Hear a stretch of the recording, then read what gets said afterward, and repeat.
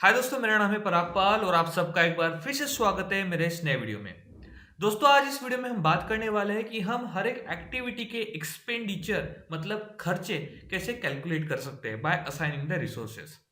Last 3 video में मैंने जो आपको सिखाया है उन्हीं चीज़ों को ध्यान में रखते हुए आज इस वीडियो में उन सारी चीज़ों का इम्प्लीमेंटेशन में आपको सिखाऊंगा, जिसके चलते आप हर एक एक्टिविटी का by assigning resources IDs by flexible timing you can identify the material cost, the material volume, okay? ये सारी चीजें आप इसमें आइडेंटिफाई कर सकते हैं। ओके, तो जैसे मान के चलिए सबसे पहले आपको इसमें मॉडिफिकेशन करने पड़ेंगे। आप मेरा ये स्क्रीन देख पा रहे हैं, तो यहाँ पे मैंने क्या किया, बजटेड कॉस्ट का एक कॉलम ऐड किया है, रिसोर्स आईडी का एक कॉलम मैंने ऐड किया है, रोल का एक मैंने कॉलम ऐड किया है। ये कैसे करेंगे, आपको राइट क्लिक करना है, कॉलम के ऊपर जाना है और यहाँ पे ये जो यहाँ पे नाम दिख रहे, राइट क्लिक करके आपको फाइंड करना है, यहाँ पे डालना है और फाइंड नेक्स्ट करके वो यहाँ पे खींच के इधर डाल देना है। ठीक है। सिमिलरली नीचे का जो आपका टेबल है, ठीक है, आप यहाँ पे देख सकते हैं, यहाँ पे मैंने क्या क्या लिखा है, default, unit price, price per unit, budgeted cost, okay, then यहाँ पे फिर budgeted cost, unit budgeted cost, ठीक है, फिर यहाँ पे लिखा है मैंने actual regular cost, okay, remaining units and rolls. तो ये सारी चीजें आप यहाँ पे ऐड कर दीजिए, वो भी सेम तरीके से राइट क्लिक करके कस्टमाइज कॉलम और यहाँ पे आप खींच के ऐड कर सकते हैं। नाउ अभी देखिए, अभी मैं ये जानना चाहता हूँ कि मोबिलाइजेशन स्टेज के लिए मुझे 2 लोग लग रहे हैं, या फिर हम मान के चलते कि मुझे एक प्रोजेक्ट मैनेजर लगने वाला है और एक साइट इंजीनियर लगने वाला है। ठीक है, तो जो प्रोजेक्ट मैनेजर लगने वाला है, वैसे एक्टिविटी 4 दिन की है, बराबर। ये एक्टिविटी कितने दिन की है, 4 दिन की है, और मुझे 4 दिन के लिए कितना खर्चा आएगा, ठीक है, किस किस का, एम्प्लॉय का, लेबर का मेरे को कितना खर्चा आएगा वो मेरे को आइडेंटिफाई करना है या फिर मुझे असाइन करना है। वो मैं कैसे करूंगा, सबसे पहले मैं यहाँ पे आऊंगा, सबसे पहले मैं रिसोर्स को ऐड करूंगा, एक्टिविटी को सिलेक्ट करो, ऐड रिसोर्स के ऊपर क्लिक करो, मैं यहाँ पे एक प्रोजेक्ट मैनेजर ऐड कर रहा हूँ, ठीक है, और यहाँ पे एक मैं साइट इंजीनियर ऐड कर रहा हूँ। ठीक है, ये दोनों लोगों की जवाबदारी है कि इस एक्टिविटी को पूरा कंप्लीट करें। ठीक है, अभी प्रोजेक्ट मैनेजर स्टार्टिंग के फेज में फुल्ली डिप्लॉय होता है किसी भी एक्टिविटी के लिए। ठीक है, उसकी रिस्पॉन्सिबिलिटी होती है कि वो एक्टिविटी प्रॉपर तरीके से कंप्लीट हो। अभी आपने बहुत बार देखा होगा कि जो एक्टिविटी होती है या फिर आप जो लेबर्स होते हैं, जो प्रोजेक्ट मैनेजर होते हैं, इनकी तनख्वाह फिक्स होती है। ठीक है, अभी आप बोलेंगे इनकी अगर तनख्वाह फिक्स है तो उनकी तनख्वाह, जैसे मान के चलिए अगर किसी की तनख्वाह 40,000 है, let me give an example. ठीक है, मैं यहाँ पे आपको एक एग्जांपल देता हूँ। मान के चलिए कि एक बंदे की तनख्वाह $2,000 है, ओके, और वो पूरे महीने में 30 दिन हम एवरेज पकड़ के चलते हैं, तो is equals to 2,000 divided by 30। ठीक है, ये कितना हो गया, $66.67। ठीक है, ये आपका एक दिन का निकल गया।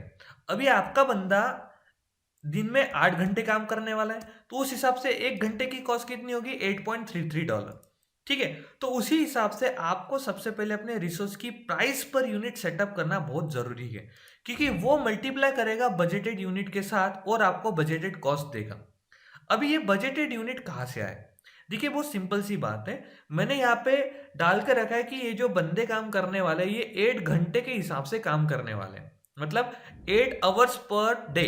ठीक है, 8 पर डे के हिसाब से काम करेंगे। तो यहाँ पे 4 घंटे दिए हुए हैं और यहाँ पे कितना आया, बजटेड यूनिट 32। इसका मतलब क्या हुआ कि 4 × 8 32। ओके, तो 32 यूनिट्स यहाँ पे बन गए। अभी एक इंपॉर्टेंट चीज ये है कि जब आप रिसोर्स बनाते हो तो रिसोर्स को आप बजटेड यूनिट्स में भी छेड़खानी कर सकते हो।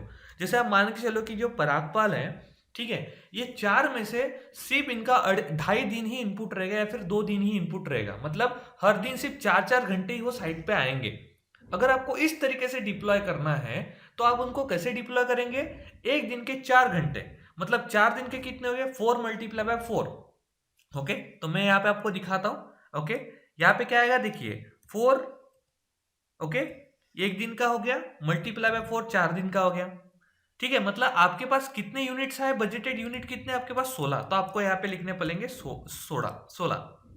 अभी मैंने बताया कि मान के चलिए पराग पाल जो उनका सैलरी $2,000 है, तो हर एक घंटे का कितना आ रहा है, 8 पॉइंट कितना आ रहा है वहां पे, 8.33, मतलब चलो हम पकड़ के चलते हैं कि 9 आ रहा है। ऐसे पकड़ के चलते, लेकिन आप यहाँ पे देख रहे होंगे कि ये चेंज नहीं हो रहा है, it is not getting change. तो इसको चेंज कैसे करते हैं? इसको चेंज करने के लिए आपको एंटरप्राइज में जाना पड़ेगा, रिसोर्सेस में जाना पड़ेगा, ठीक है। और जो रिसोर्सेस आपने बनाए हैं उस रिसोर्सेस की आपको जो डेफिनेशन है वो चेंज करनी पड़ेगी।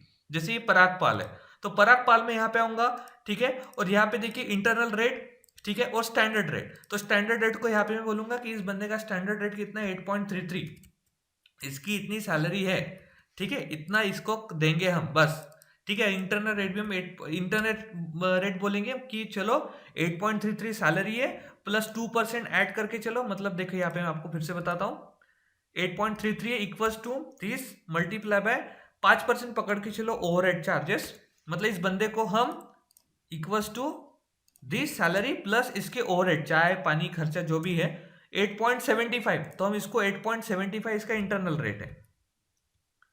समझ में आया? तो उस हिसाब से अगर मैं मेरे एक्टिविटीज में जाता हूं, ठीक है, तो you can able to change. अभी आपको इसको फिर से रिमूव करके फिर से इसको डिफाइन करना पड़ेगा, ठीक है। तो इसको हम कैसे करेंगे? प्राइमरी रिसोर्सेस को हटाओ, ठीक है, तभी चेंज नहीं होगा, तो इसको पहले डिलीट करना पड़ेगा, ठीक है। जस्ट अ मिनट, इसको पहले रिमूव करो, ठीक है, फिर इसको ऐड करो, ठीक है। नाउ सी 8.33, तो आपको यहाँ पे पता चलेगा कि इस बंदे को जब मैं असाइन कर रहा हूँ 16 मतलब 4 दिन के लिए, तो ये 16 यूनिट काम करेगा, तो इसको 133.28 डॉलर इस एक्टिविटी के लिए इसको मुझे देना पड़ेगा, ठीक है। समझ में आएगा? तो ये देखो यहाँ पे भी कॉस्ट दिख गई। अभी ये जो प्रथमेश है साइट इंजीनियर है, ये तो 32 दिन आएगा, ठीक है। तो इसको भी मुझे डिफाइन करना, तो इसको तो चलो मैं पहले रिमूव कर देता हूँ यहाँ से, क्योंकि हमने इसकी कॉस्ट डिफाइन नहीं की थी, ठीक है। So let's go to the resources, Prathamesh को पकड़ेंगे अभी, ठीक है। तो प्रथमेश जो है, प्रथमेश का स्टैंडर्ड रेट है, हम मान के चलते हैं कि प्रथमेश जो है, ठीक है, इसका सैलरी $500 है, तो $500 के हिसाब से 2.08 ये इसका स्टैंडर्ड रेट हो गया और 2.18 इसका इंटरनेट रेट हो गया, ठीक है। तो हम यहाँ पे डाल देते हैं 2.08 सैलरी, ओके, और 2.18 इंक्लूडिंग ऑल यूटिलिटीज, ठीक है, ये हमने डाल दिया। तो हम यहाँ पे आएंगे एक्टिविटीज में, ठीक है, ऐड रिसोर्स करेंगे, प्रथमेश को सिलेक्ट करके ऐड करेंगे, ठीक है। तो आप देखेंगे यहाँ पे, और ये 4 दिन काम करेगा। तो यहाँ पे आप देख सकते हैं, यहाँ पे आपको प्रोजेक्ट की उस एक्टिविटी की टोटल कॉस्ट यहाँ पे पता चल गई, ओके। यहाँ पे आपको रिसोर्स आईडी पता चल गया और यहाँ पे आपको रोल पता चल गया कि कौन कौन हम अप्लाई करने वाले हैं। अब ये रोल ये क्यों नहीं आया? क्योंकि ये जो प्रथमेश है ये हमने एक इसी एक्टिविटी में डाला नहीं है। अभी यहाँ पे हम बहुत चेंज भी कर सकते हैं, जैसे मान के चलिए भले ही यहाँ पे 32 आने दो, लेकिन अगर आप इसका जो रिमेनिंग परसेंट यूटिलिटी जो भी है, अगर मैं इसको बोलता कि 50% ही काम करेगा, तो ओके, तो उस हिसाब से यहाँ पे रिफ्लेक्ट नहीं हो रहा है, तो इसको तो 100% ही रखो, no issue. But you have to play with, you have to make sure very absolute with this particular figure, okay, तभी जाके आपको यहाँ पे प्रॉपर तरीके से उस पर्टिकुलर फिगर का कॉस्ट मिलेगा, ठीक है।